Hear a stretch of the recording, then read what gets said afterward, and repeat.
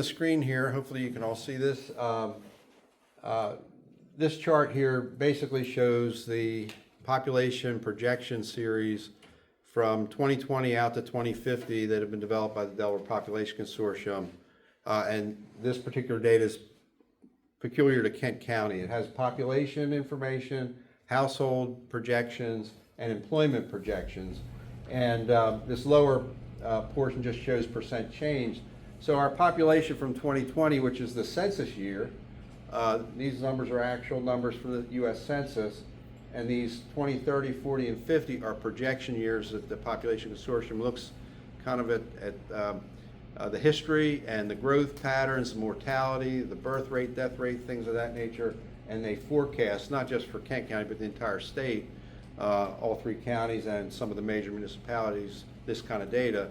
This is kind of really reduced down to the totals. You'll see about 30,000 person increase is projected from the 2020 census out to the 2050, roughly 16% population growth increase during that time period. And the households kind of follow that as well. The household sizes are reducing, thus the ratio of household numbers to population is increasing. So you see a slightly larger rate of increase in the household numbers to the population due to the household size, average household size reducing. And on the employment side, roughly about 14 to 15,000 additional jobs are anticipated between 2020 and 2050, or 22.5% increase, roughly. These are control numbers that we have to use as we develop a growth model for the county. And the MTP is largely predicated on the growth model that we've developed. And so if you can go to the next slide,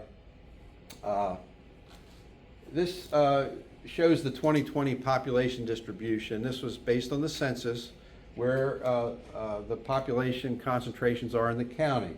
And where you're sitting, you can't see the numbers, but the colors will tell a bit of the story. The darker, more intense colors show the higher concentrations of population. The more densely developed areas around Smyrna, in the Dover area, the south central portion of the county, and then the peripheral areas are, fairly lightly populated, and they show a little bit lighter color. So the color gradation reflects the concentration of population.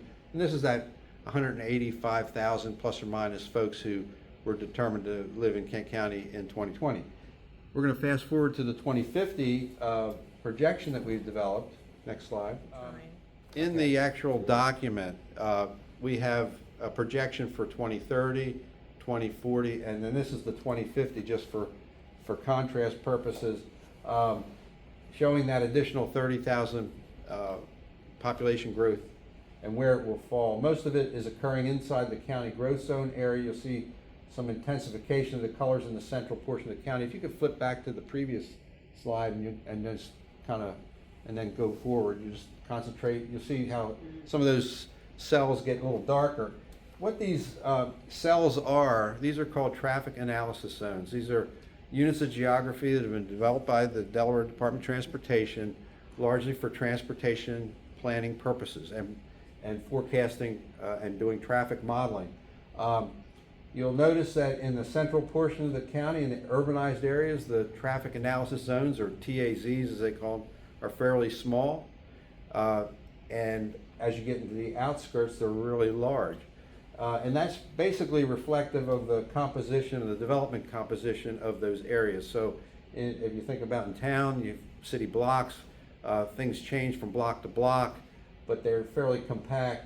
Once you get out into the rural areas, it's largely open space, farmland, and very sparsely populated areas. So TAZs are much larger in those rural areas than they are in the urbanized areas. But these are the units of geography that we have to use to forecast population concentrations moving forward. And this then plays into the transportation demand modeling that we're going to look at next. We did the same basic exercise with the information we have for employment. This is 2020 again, and then 2050. You'll see that additional 14 to 15,000 additional jobs are largely occurring in our urbanized areas. And the map series, again, are found in the appendices of this document. This is online now.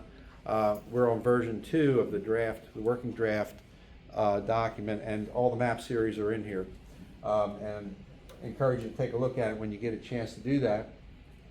We've done a similar series for the households. I don't have a slide to show that, but it essentially shows the same basic pattern of concentrating change largely within the central portion of the county.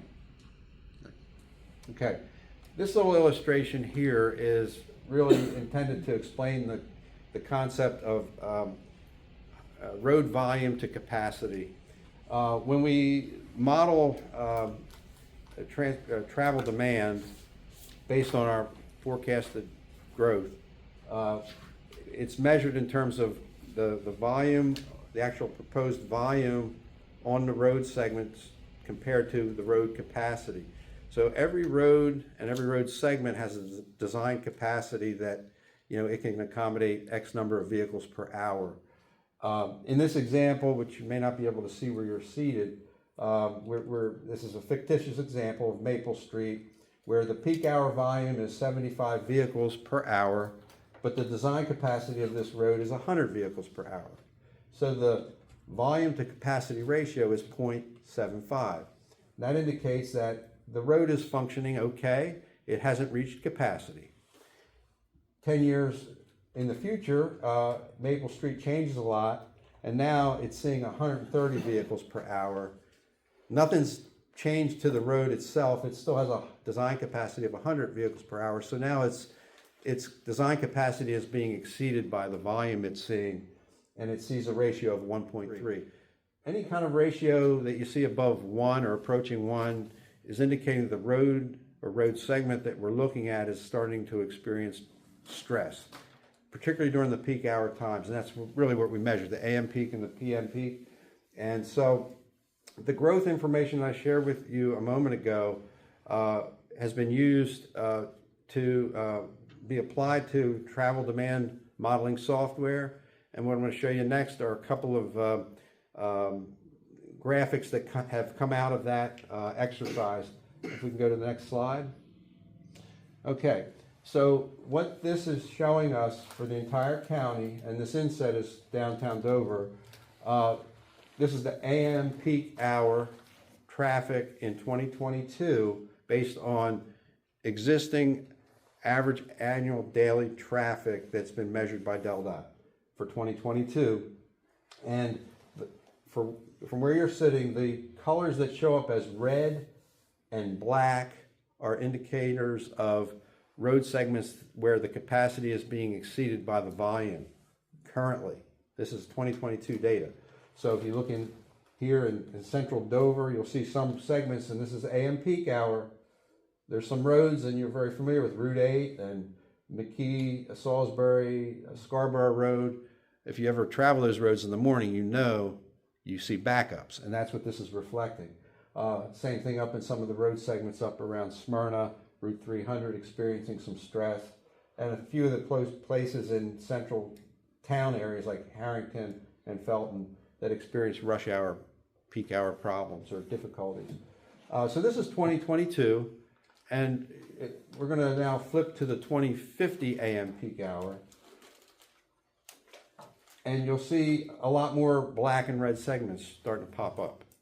That's taking that population growth that we talked about and employment growth that we talked about that's been fed into a modeling program, and it's identifying road segments that are going to, unless improvements are made, these road segments are going to start to experience exceedances of their capacity. So if you can flip back, by 2050 you see it change significantly.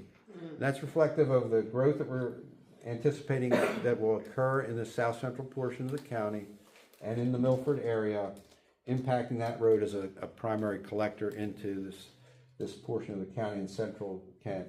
So, and there's a map series for both the AM peak and the PM peak in the draft document for all three measurement years, 20, 30, 40, and 50. So you got the AM peak and PM. We're just looking at AM peak here. I use that one because it tends to be a little more significant in terms of impact than the PM peak.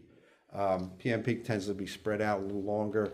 AM peak, you got a lot of things happening on the roads at the same time during any given day. So I, again, commend you to take a look at this in a little more detail. You'll see this information and you'll be able to kind of flip back and forth and see some of the things as they change through those 10-year increments. So from this information, we're able to identify road corridors and specific hotspot locations that we think are worthy of further investigation before we get out to these out years. And so from that, we've identified some specific corridors we believe the MPO should take on in future years for further study and analysis to hopefully cue these road corridors up for improvement through the capital transportation plan through DelDOT. So this map shows 7 corridors that we believe are probably the most significant impacted corridors that will need to be examined. And in no particular order, Route 300 between Kenton and the Smyrna-Clayton area, it definitely shows up beginning in 2030 and 40 and by 50 showing some significant challenges. The South State Street corridor coming in between Dover and like Magnolia area. If you travel that area, you know today that it's a difficult ride during the peak hour, and it's only going to continue to get more growth and traffic volume. And so that's definitely one that needs to get looked at. We talked about the Canterbury Road corridor. That showed up as one that we believe should be studied, as well as the Route 14 corridor that heads from between Milford and points west through Harrington. It's a significant transportation corridor for freight movement and things of that nature, as well as commuter traffic. Route 1 from like the Bowers Beach interchange south, if we go back one slide again, you'll see some significant impacts. Right now, you know, it's relatively new still, but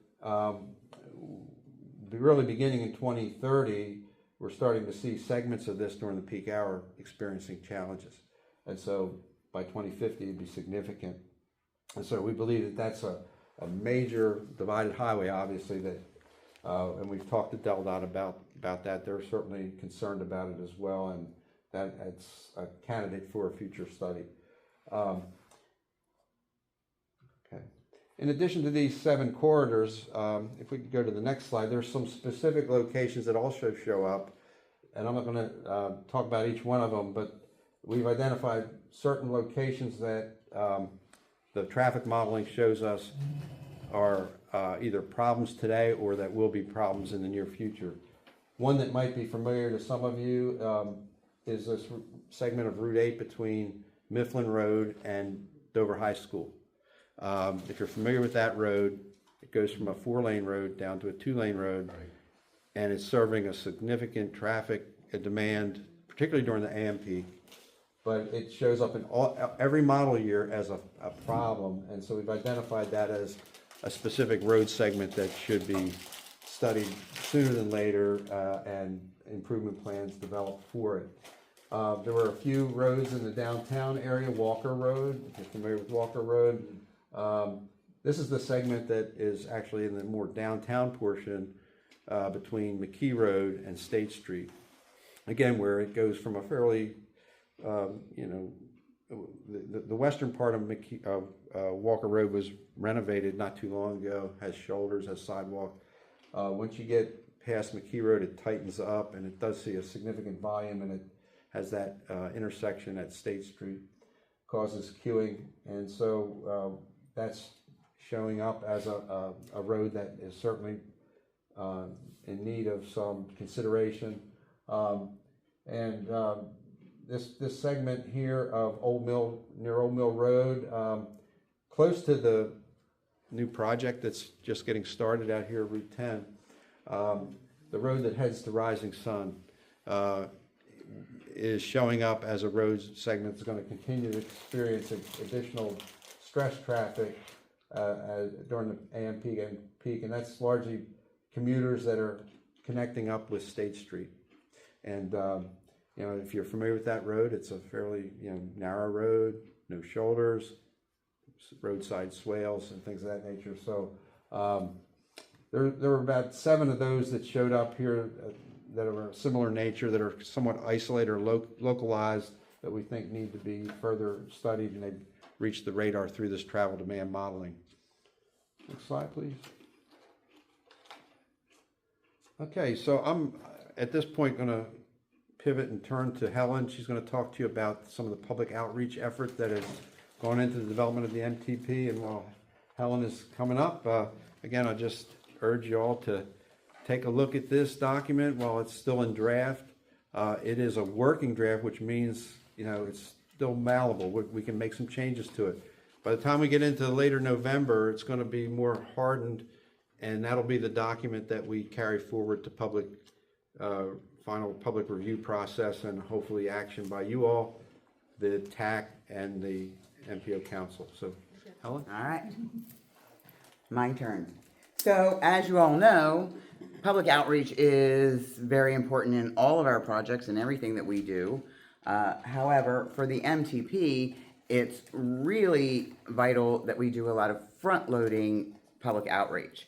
If we're doing a normal project, we'll have a public workshop maybe halfway through, maybe 3/4 of the way through, and say, this is what we're doing, and put it out for public comment. Which, of course, we're going to be doing, which we are doing right now with the MTP drafts. But even before that, we had to get public engagement and public input on projects, on where the citizens or where our constituents felt it was important that we put the federal dollars that we are entrusted with toward. So we did something called the money game, which all of you know about because all of you played, and a lot of you probably played. So the money game was our way of doing a survey without people knowing they were doing a survey. We gave them 10 million fake MPO bucks. The money was color coordinated based on your age bracket, and we had 10 baskets that were all labeled with the things that drive projects. They weren't particular projects, but they were aspects of things that drive projects, like public transit, or fixing roads, or building new roads, or passenger rail, or whatever. But we had 10 baskets, and people were allowed to put their money where they thought was the most important. So we went to approximately 30 venues or events. That included all the Redners in Kent County, which that actually gets you a lot of very diverse communities and people and representatives from every area. So there's a Redners in Milford, there's a Redners in Smyrna, there's a Redners in Camden, there's a Redners in Westover, and did I miss one? There's a Redners in Smyrna? Yeah. North Dover. Cheswell. Yeah, Northover, Cheswell. You're Yeah, that's what I meant. When she Yeah. said Smyrna, she meant Cheswell. Yeah, Cheswell, yeah. So, yeah, we went to each Redners, we went to each Redners twice, and meaning 2 different days, and on each day, we went twice. So we went in the morning and in the afternoon. We also did events. We did events that were focused on older citizens, underserved communities, youth, and in addition, we did some general population ones. We did like the Home Expo and stuff like that, which got a lot of homeowners and stuff. But we did the Over 55 Expo, which got a lot of older citizens. We did some stuff at the Intercultural Youth League, and we did some stuff with Habitat for Humanity. So we also set up at the Restore one day, and yeah. So we got I think we did a much more comprehensive job of attracting a lot of different people across the county as we've ever done in the past. We had over 1,000 respondents. to all of our surveys, which really was kind of cool. Considering during 2020 when we were doing it all online and we were like begging people, please come, I think we ended up with, what, 200? I think it was like 200. So, yeah, 1,000 was very, very nice. There was some differences. If you look at technology ticks up. Just a couple of points ticks up, as you get younger. There's one that ticks down as you get younger. I think that's fixing roads. It gets a little smaller as you're as you get younger. However, for the most part, yes, it is very uniform. I love the fact that driver's ed is important to every age group, even the youngest, even the under 18s, and even the over 55s. The passenger rail is important to everyone, which is good to know. And what's unfortunate and what we need to work on is bike paths don't seem to be all that important to every age group. And so we have to, we have to do what we can do so that people feel safe on our roads, because I think that's why bike paths are not really resonating with people, is because they think of a bike path as that 18 inches that is painted on the side of the road with a little bicyclist in it, and they think that's a bike path. And that is not, when we're talking bike path, we're talking a lot of different things that make a bicyclist feel much, much more safe when they are riding their bike. So that is public outreach, and I will take questions as soon as I turn this on. So these next 3 slides are going to be things that are new. So these are things that are not in the current long-range plan. But as we were kind of deciding how we wanted to approach this plan, just a reminder, remember the last one happened during COVID completely. And so there were a lot of things if you go on the website and look at the 2045, there are a lot of things that were minimalist in so much as there were pieces that had to be there. There were boxes that had to be checked. But because of the conditions that we were all living in at that point in time, we couldn't do the we's before us, and we couldn't do all of those things. And so we really had some good conversation about, well, we can do those things now. And so what are those things that we'd really like to do, that we think are important, and that we think really guide the future, because that's what we're supposed to be doing in this plan, is really guiding the future of transportation planning in the county. And so there are 3 things that we are going to put into place, or we're going to recommend to you all for your consideration to put into place, that will help us to try to do a better job, to try to be more holistic. So the first one is this idea of transportation investment areas, and saying that there are places where we want to make transportation investments that are priority areas that are really important, and they are that way for a reason. On the contrary, there are places where we don't. There are places where we, as a transportation planning organization, should not be recommending. And if some of our colleagues, say in municipal government, are saying we want to do this thing there and it requires roads, we should be standing up and saying, no, we don't. That's not a place that we want to make transportation investments. And so that's what you see on this slide, is we're looking at adding into our prioritization process this idea of transportation investment areas, and that you get more points, basically. You get greater consideration if you're addressing some of these, if you're in an urban area, if you're in a suburban area, if you're in an out-of-play area, and someone wants to build something there, we're going to say, no, we don't believe that that's a good place for making those transportation investments. important here is that we're really aligning this with the state strategies for policy and spending. We think that that's important, that we should not be contrary to that policy, and that we would hope that that policy would not be contrary to good transportation planning.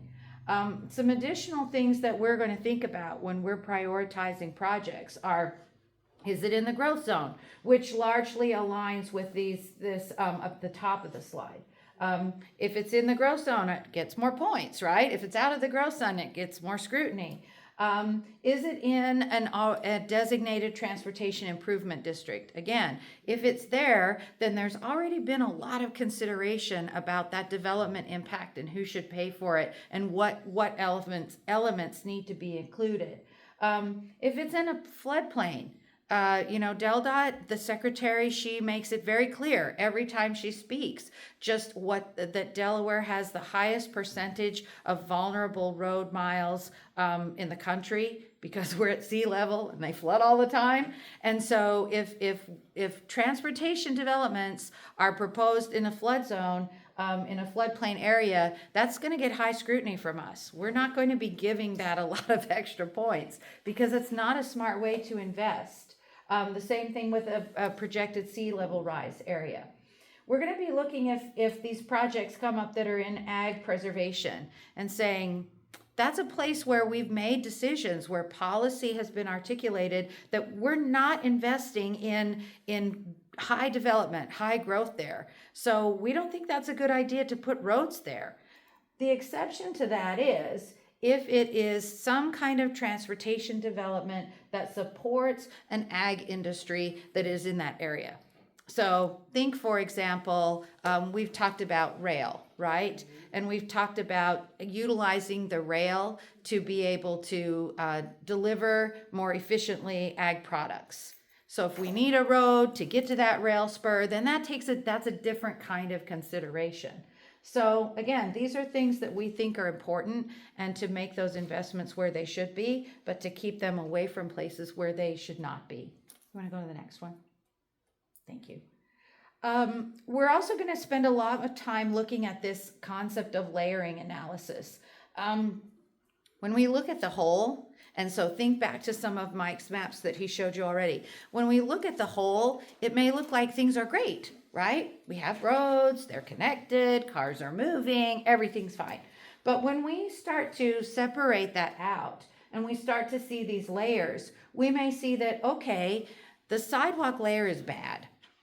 We may see there's not sidewalk at all, or there's huge gaps in sidewalk, or the sidewalk is in really poor condition, or it's not ADA accessible, or whatever. But when we're all compressed together, we can't see that. The same thing for transit, the same thing for bikes. We can pull that apart and really start to focus on those individual modes, so that when our goal being that we have a fully functioning multimodal connected transportation network. And if we can pull these layers apart and really focus on where each individual layer is deficient, then that advances us towards that goal. The next one, please. And the last one is this idea of enhancements.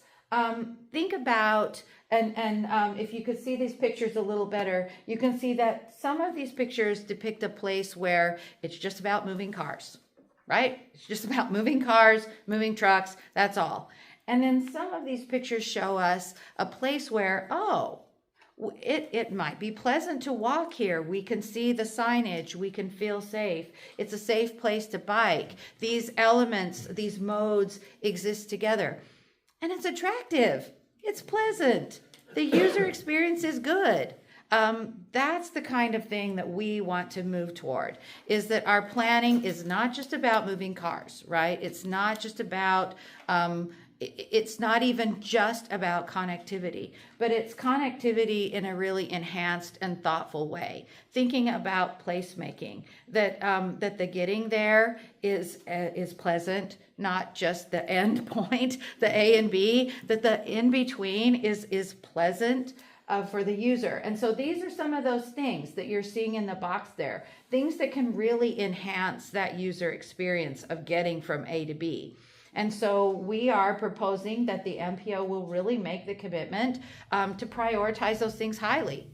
And when we're working with our consultant partners, we're gonna tell them, see this list? You need to pay attention to these things. And when we're working with DelDOT and when we're making recommendations to DelDOT, that it's not just about the engineering, but it really is more. It's more holistic. It's more about the user experience and what that looks like and what that feels like for us when we're in our car or if we're biking or walking or if we're riding transit or however. What does that feel like to us when we get from point A to B? So one of the other things that we are very focused on equity and we're focused on serving underserved populations in the county. And so what you're seeing on this map and then the next, the grid is we took a look at projects that we've worked on in the last 10 years. And we wanted to basically check ourselves. We wanted to give you a progress report that says, have we been very conscientious? Have we been deliberate in doing projects in those areas where we know, based on census data and some of those other measurement tools, that we have been doing projects in underserved areas in the county. And so that's what this shows you. And it shows you where we have done study projects in the last 10 years.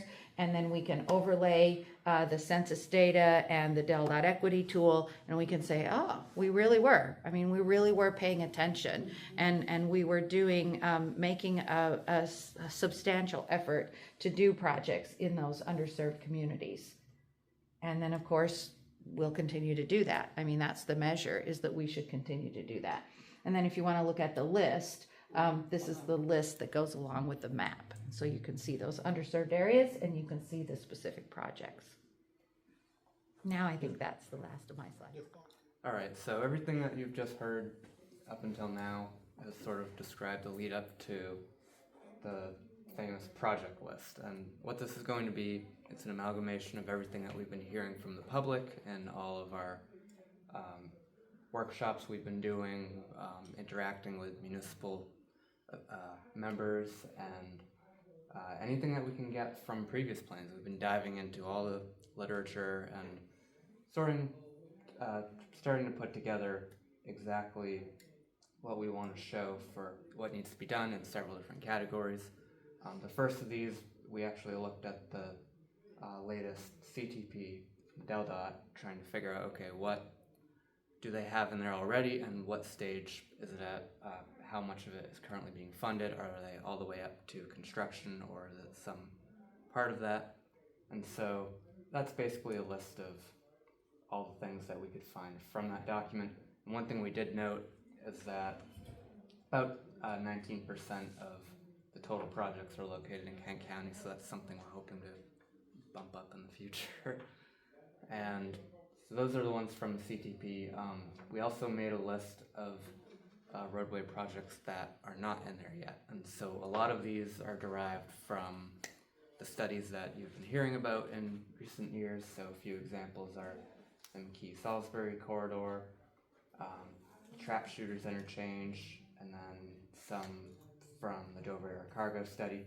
And these are all roadway projects, so the last two categories, these are things that we've submitted to our friends at WRA to help with the air quality modeling, because that's what they need to know, what will be done to change the roadways and not necessarily bike paths and things like that, because those won't have as much of an impact on air quality. But the roadway is something that we really want to hone in on for that. And the final category we're looking at is bike and pedestrian projects. So these are things that we can submit to the bike and pedestrian pool through DelDOT and other funding sources. These are things like shared use paths on Bay Road or on 13 in Cheswold, or a connection between Camden and Dover, between Shooty Park and Brecknock Park. So a lot of these are also derived from either our studies or something like municipal bike and pedestrian plans. And a little thing to note, these are all work in progress, so if you see a bullet point that you really like, or if there's something that we're missing, please let us know. We're actively trying to add to these lists and make sure that we don't leave anything out, because once we have this ironed out and ready to go, then it'll be easier to pursue funding for some of these. think that's pretty much it. Just a very quick summary. You can go into did we share the slides with them? Okay, then yeah, you can circle back if you think of something tonight or in the coming days, then be sure to let us know. And that's our current timeline. We're working towards basically wrapping up by the turn of the year. We're working on several different versions of the draft. There's one on our website right now, so feel free to look it over, see if there's anything that any glaring issues, something that we're missing or something that needs to be changed. And we're hoping to present this to you guys as a final version in the coming months.